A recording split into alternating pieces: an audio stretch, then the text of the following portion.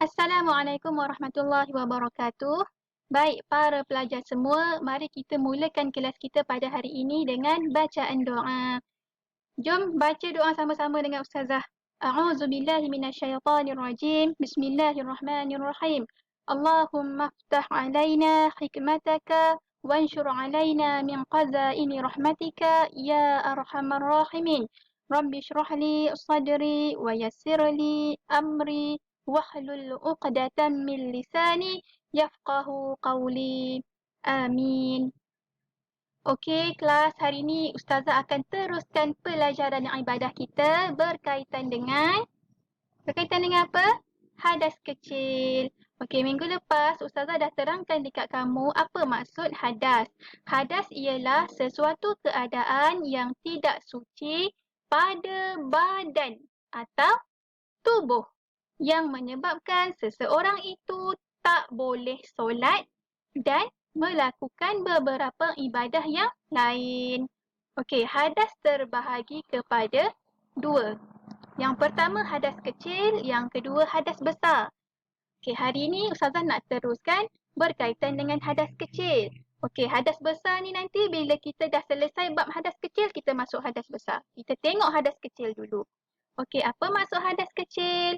Hadas kecil maksud dia ialah keadaan yang mewajibkan kita berwuduk untuk melakukan ibadat yang tertentu seperti solat dan lain-lain. Okey, apakah perkara-perkara yang menyebabkan berlakunya hadas kecil? Okey, yang pertama, keluar sesuatu dari kubul atau dubur, iaitu apa? Keluarnya angin, kentut, kencing, berak. Okey, yang kedua, apa dia? Bersentuh kulit antara lelaki dan perempuan yang bukan mahram tanpa lapik. Maksudnya bersentuh kulit antara lelaki dan perempuan yang boleh berkahwin. Bukan mahram ni maksud dia boleh berkahwin tanpa lapik. Tanpa lapik ni maksud dia kulit terus kena kulit. Tak adalah terkena baju dulu ke apa ke tak. Maksudnya kulit terus sentuh kulit. Itu maksud dia tanpa lapik. Okey, yang ketiga, menyentuh kemaluan dengan tapak tangan tanpa lapik. Yang keempat, tidur yang tidak tetap kedudukan punggung. Yang kelima, hilang akal. Dan yang keenam, muntah. Okey, Ustazah mohon semua pelajar tolong hafal dan ingat 6 perkara yang menyebabkan hadas kecil ni. Sebab apa kena ingat? Sebab benda ni sangat penting dalam hidup kita. Kita kena tahu bila 6 keadaan ni terjadi dekat diri kita, itu bermaksud kita berada dalam keadaan hadas kecil. Dan kalau kita nak lakukan solat ataupun nak melakukan beberapa ibadah yang lain, kita kena ambil wuduk dulu. Baru nanti ibadah kita akan jadi sah dan diterima Allah Subhanahu Wa Taala. Okey, hari ini Ustazah akan teruskan pelajaran kita berkaitan dengan perkara-perkara yang dilarang ketika berhadas kecil. Okey, apa benda yang kita tak boleh buat time kita berada dalam keadaan hadas kecil? Okey, yang pertama, gambar apa ni? Ini adalah gambar tawaf. Okey, time kita berada dalam hadas kecil, kita tak boleh tawaf. Apa maksud tawaf?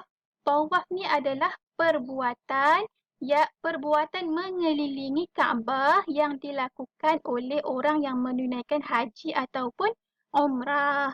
Okey, jadinya kalau kita berada dalam keadaan hadas kecil, kita tak boleh tawaf. Pernah tengok kan dekat TV, orang tawaf, orang mengelilingi Kaabah. Okey, yang kedua, solat. Okey, kita tak boleh solat kalau kita ada hadas kecil.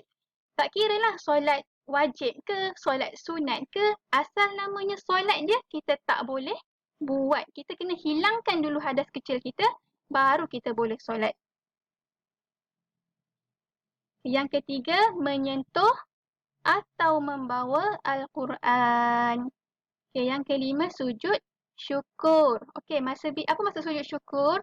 Sujud syukur ni adalah satu keadaan di mana kamu berasa sangat gembira, kamu berasa sangat bersyukur dan kamu sujud. Kamu sujud untuk menzahirkan rasa syukur, rasa terima kasih kamu dekat Allah kerana berikan kamu nikmah, kemenangan dan apa-apa sahaja yang menggembirakan hati kamu.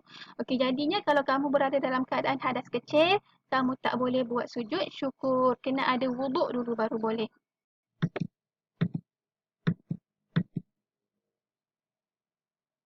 Okey, seterusnya, cara bersuci daripada hadas kecil. Okey, bagaimana kita nak hilangkan hadas kecil? Bagaimana kita nak sucikan diri kita daripada hadas kecil?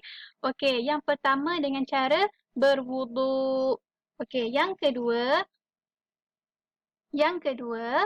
adalah gambar apa ni?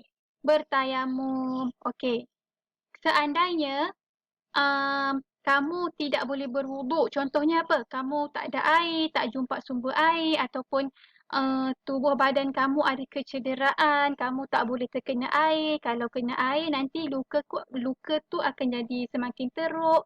Okey, jadi pilihannya kamu boleh bertayamum untuk menggantikan wuduk. Tayamum ni apa? Tayamum adalah perbuatan meratakan debu tanah ke muka dan kedua belah tangan hingga ke siku dengan syarat-syarat yang tertentu. Ingat, kalau nak hilangkan hadas kecil, mesti berwuduk. Seandainya keadaan kamu tidak mengizinkan kamu berwuduk, kamu boleh bertayamum. Okey, dua benda ni je. Okey, itu saja pada hari ini. Sekian. Terima kasih. Assalamualaikum warahmatullahi wabarakatuh.